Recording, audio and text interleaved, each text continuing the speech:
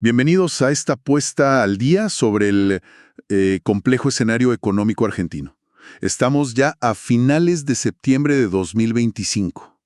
Y bueno, nos sumergimos hoy en una pila de información reciente, ¿no? Datos oficiales, análisis, novedades de mercado, para tratar de entender un poco las claves del momento. ¿Qué pasa con los dólares, la inflación, las empresas? Y bueno, ¿dónde aparecen quizás algunas oportunidades? Hay un dato que la verdad golpea de entrada. Según el INDEC, los argentinos tienen casi 245.311 millones de dólares, fuera del sistema financiero formal. Una cifra descomunal.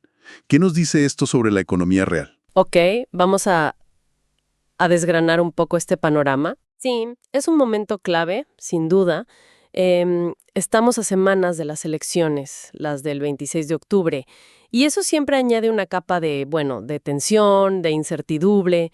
El gobierno ha tomado medidas recientes, hay muchas expectativas en juego, y la información vuela, ¿no? Nuestra tarea hoy es justamente esa, ¿no? Conectar esos puntos dispersos. Los dólares guardados, las restricciones cambiarias, la inflación que, no cede del todo, la realidad de las pymes, para intentar ofrecer una visión un poco más integrada de lo que está sucediendo. Exacto. Volvamos a esa cifra inicial entonces.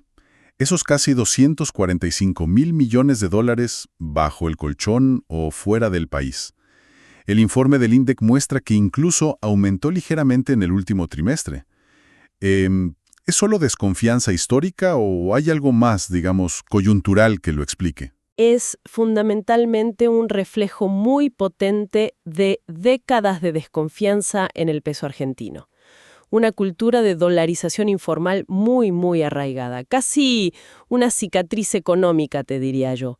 La gente busca refugio en el dólar ante la volatilidad, la pérdida de valor de la moneda local, ¿no? El desafío para cualquier gobierno es, monumental. ¿Cómo tentar a esos capitales para que vuelvan al circuito formal? Que fortalezcan las reservas, que financien inversión. Se habla de incentivos fiscales, sí, como un impuesto a las ganancias simplificado, pero es una batalla cuesta arriba contra esa desconfianza tan estructural. Y mientras se piensa en cómo atraer esos dólares, bueno, paradójicamente, se refuerzan los controles sobre los que sí circulan acá. El 26 de septiembre volvió el llamado cepo cruzado.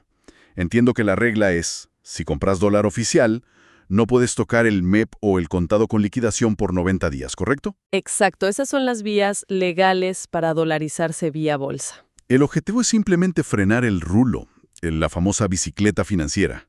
Ese es el objetivo declarado, sí. Frenar esos arbitrajes que presionan sobre las reservas.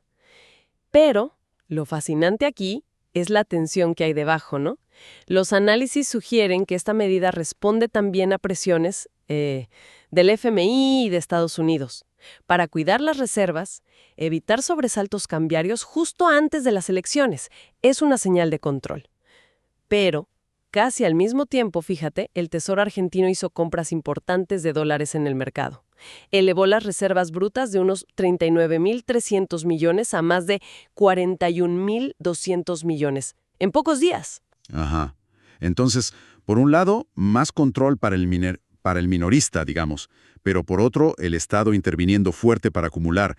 ¿Cómo se entiende esa dualidad? Parece una estrategia doble, ¿no? Por un lado, acumular reservas. ¿Para qué? Bueno, para mejorar la percepción de riesgo del país, la capacidad de pago futura, algo clave en las negociaciones internacionales. Y al mismo tiempo, quizás, preparar el terreno para una eventual flexibilización del cepo después de las elecciones, si el resultado lo permite, claro. Es un equilibrio muy delicado entre mostrar control ahora y generar expectativas de apertura futura. Por eso un analista que leímos era claro. Octubre es un mes para la cautela, para proteger el capital ante esta incertidumbre preelectoral.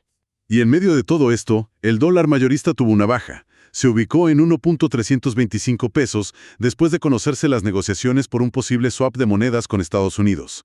¿Ese precio es sostenible? Bueno, no, ahí entran las opiniones de los analistas, claro. Sergio Lasarte, por ejemplo, es bastante escéptico.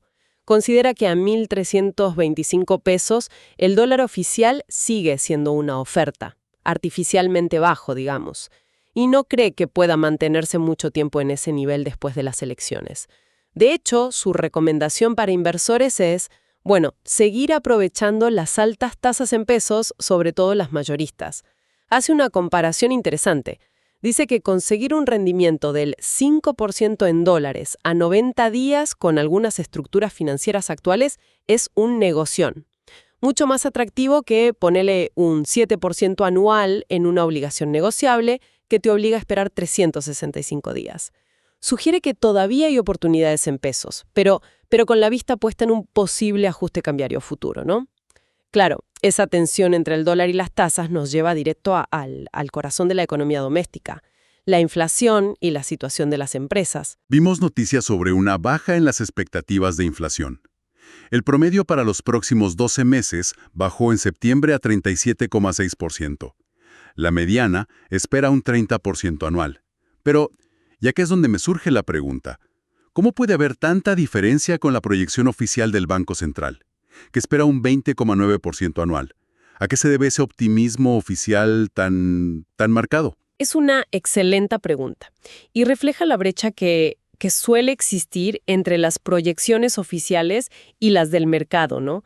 La baja en las expectativas privadas parece ligada a la relativa calma cambiaria que se logró con el anuncio del swap, las intervenciones. O sea, el mercado ve menos presión inflacionaria si el dólar se mantiene quieto.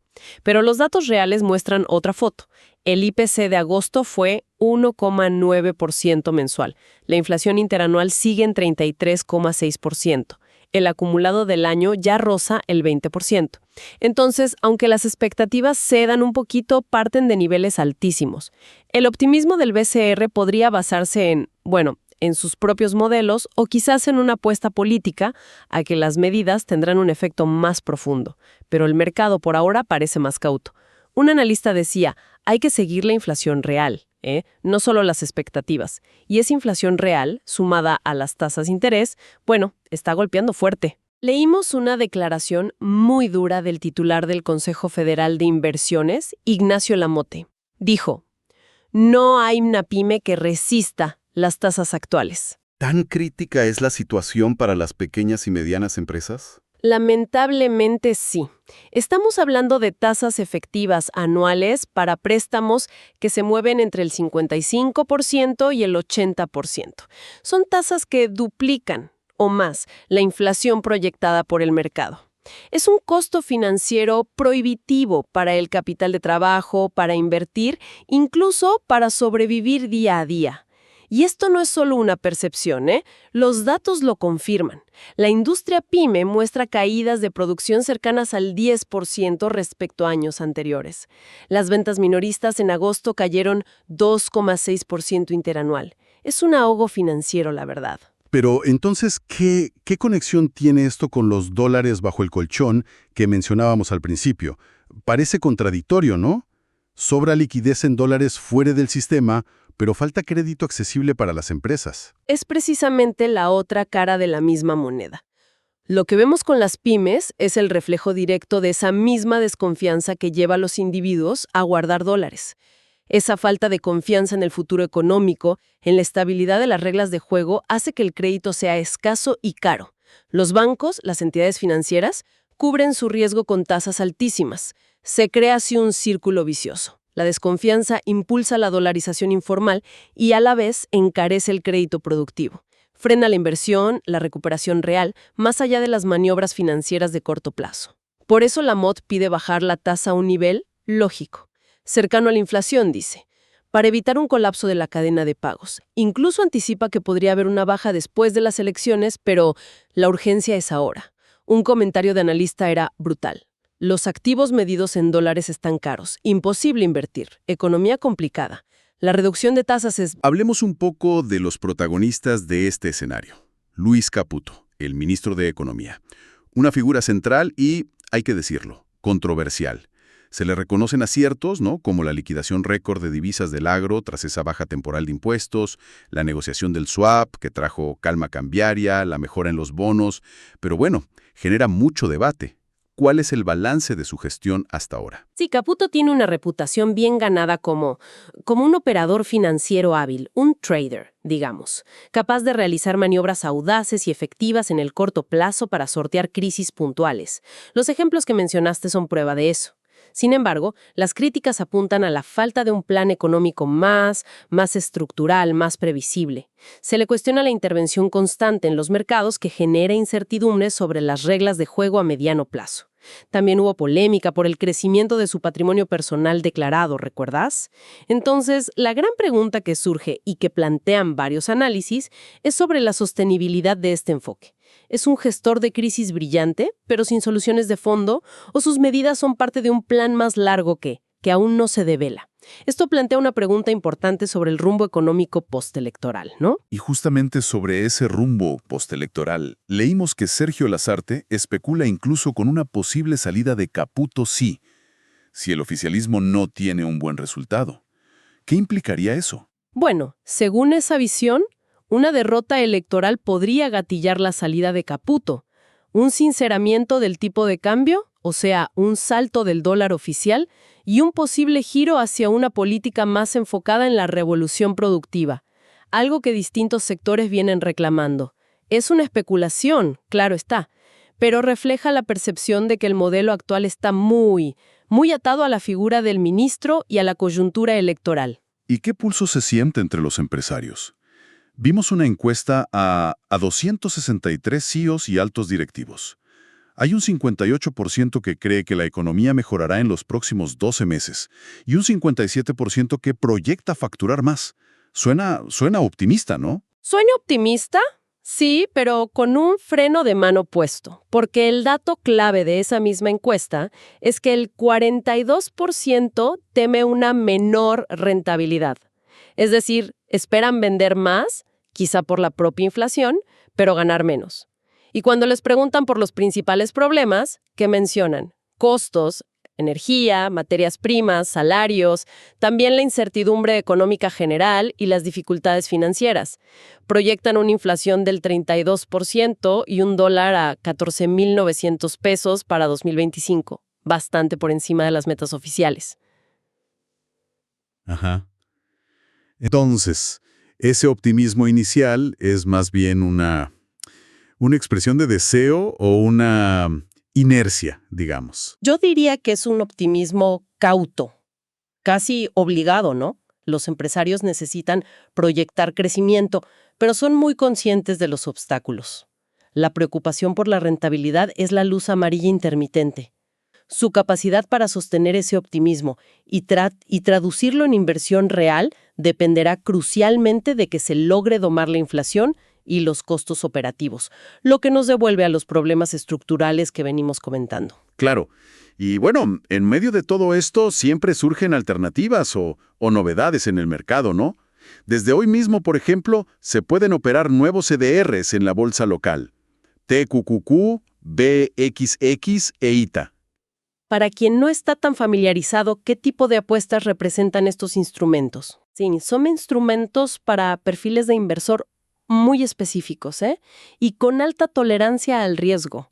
El TQQQ es un ETF que busca triplicar, el rendimiento diario del Nasdaq 100. Es una apuesta muy apalancada, muy volátil. El VXX sigue al VIX, el llamado índice del miedo, que mide la volatilidad esperada del S&P 500. Es apostar a que habrá turbulencias en el mercado. Y el ITA invierte en el sector aeroespacial y de defensa. Son opciones sofisticadas, la verdad, no para cualquiera. Interesante. Y fuera de la bolsa, está creciendo un modelo llamado franquicias pasivas. La idea, entiendo, es que uno pone el capital y la marca se encarga de toda la gestión. Prometen retornos del 15-20% anual con inversiones desde $10,000. ¿Es una moda o una alternativa de inversión seria en este contexto? Es una alternativa interesante, sí, y está ganando tracción precisamente por el contexto. Ofrece la posibilidad de diversificar inversiones con un retorno potencialmente atractivo y, en teoría, sin el dolor de cabeza de la gestión diaria. Sectores como gastronomía, fitness, retail lo están adoptando. Ahora, ¿es serio? Bueno, depende enormemente de la solidez y la transparencia de la marca franquiciante. Un analista advierte que, si bien el riesgo operativo lo asume la marca, el inversor sigue expuesto al riesgo del negocio en sí y al riesgo del contexto económico argentino que afecta a todos. No es una inversión libre de riesgos, pero sí es una búsqueda clara de estabilidad y previsibilidad en medio de tanta incertidumbre financiera. Tenemos un ejemplo concreto de esto, Quem Circle, una microfranquicia de congelados de bajo costo. La inversión es de $5,700 a $8,000. Lo que vale un auto usado, dicen ellos. Prometen recupero rápido, no cobran regalías, dan mucho apoyo. Apuntan a dietéticas, almacenes y el dato. 80% de los hogares compra congelados. Parece una opción muy terrenal. exacto. Es un modelo pensado para el emprendedor que busca una opción accesible, con un mercado existente y el soporte de la marca. Muestra cómo la innovación también busca adaptarse a la escala y las necesidades del contexto actual, ¿no? Sí, totalmente. Y en esa línea de adaptación y búsqueda de alternativas, bueno, llegó TripWhip, una app uruguaya de carpooling para viajes regionales compartiendo gastos. Otro signo de los tiempos, ¿no? La economía colaborativa respondiendo a la inflación. Totalmente. Tanto el auge de modelos como Quem Circle o las franquicias pasivas, como la llegada de apps como TripWhip, son síntomas de lo mismo. La gente y las empresas buscando activamente formas de navegar la complejidad económica, ya sea para invertir diferente, para emprender con menor riesgo o simplemente para achicar gastos cotidianos. Son respuestas adaptativas a la realidad. Ya para ir cerrando, no podemos dejar de lado una novedad legal importante, un fallo judicial sobre un caso de monotributo que podría sentar precedente. ¿Qué pasó exactamente ahí? Sí, la justicia laboral condenó a una empresa a pagar un resarcimiento importante a una trabajadora que facturaba como monotributista, pero cuya relación se consideró, en los hechos, laboral encubierta. Lo novedoso es que este resarcimiento por daños y perjuicios, calculado en 16 salarios más intereses, viene a reemplazar las multas por empleo no registrado que habían sido derogadas por la ley Bases. El juez entendido que se la privó de derechos laborales básicos, salario de convenio, obra social, ART, etc. Y eso generó un daño indemnizable. Ajá. ¿Y cuál es la implicancia real de esto para las empresas? Es un precedente significativo, sí. Podría encarecer mucho el costo de utilizar la figura del monotributo de forma indebida para ocultar relaciones de dependencia. Marca una línea jurisprudencial que busca proteger al trabajador más allá de las multas derogadas. Genera una tensión clara con las intenciones de flexibilización laboral que impulsa el gobierno. Y, como advertía un analista, obliga a las empresas a estar muy atentas a la evolución de estos criterios judiciales, porque impactan directamente en los costos laborales y el riesgo legal. Bien, hemos recorrido bastante. Si tratamos de armar el rompecabezas, tenemos esa enorme masa de dólares fuera del sistema como síntoma de desconfianza profunda. Un gobierno aplicando controles cambiarios por un lado, mientras intenta acumular reservas por otro. Una inflación que baja en expectativas, pero sigue alta en la calle. Pymes ahogadas por el costo del crédito. Empresarios con un optimismo, digamos, teñido de preocupación por los costos. Y al mismo tiempo, el surgimiento de nuevas formas de invertir, de emprender y hasta de viajar más barato. Entonces, ¿qué nos dice todo esto junto? Nos dice que estamos en un momento de equilibrios muy, muy precarios y de tensiones evidentes. La tensión entre el control estatal y la necesidad de generar confianza para atraer inversión. La tensión entre las soluciones financieras de corto plazo y los problemas estructurales que persisten. La tensión entre un discurso de optimismo y una realidad operativa muy compleja para las empresas. Las señales que se den después de las elecciones, sobre todo en política cambiaria, tasas de interés, posibles reformas van a ser cruciales para ver hacia dónde se inclina la balanza. El resultado electoral, sin duda, va a condicionar fuertemente ese rumbo. Y para dejar pensando a quienes nos escuchan, considerando esa desconfianza histórica tan profunda, ¿no?, reflejada en esos miles de millones de dólares fuera del sistema. Y esta encrucijada actual, llena de presiones y también de nuevas ideas, ¿Tienen las medidas que vemos hoy y estas alternativas que surgen el potencial de generar un cambio estructural real, sostenible, en la confianza y en la economía argentina? ¿O estamos asistiendo, una vez más, a ajustes tácticos y respuestas ingeniosas, pero de corto alcance, dictadas por la urgencia electoral y la necesidad crónica de navegar la crisis? Gracias por acompañarnos en este análisis detallado del complejo presente económico argentino.